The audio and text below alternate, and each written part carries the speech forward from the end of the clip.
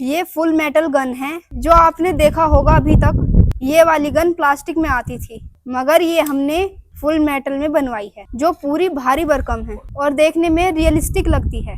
तो चलिए अब इसे सीखते हैं चलाना। तो आप ये बटन देख रहे हैं यहाँ पे, इसको दबा के सबसे पहले इसे खोलेंगे। तो आप ये रिंग देख रहे हैं इसमें, और इसके साथ में जो साउंड रिंग आप देख रहे हैं ये इसमें लगाएंगे। चलिए मैं आपको लगा कर दिखाती हूँ। और ये इसमें इजीली लगा ली, देखो मैंने। अब चला के मैं आपको दिखाती हूँ।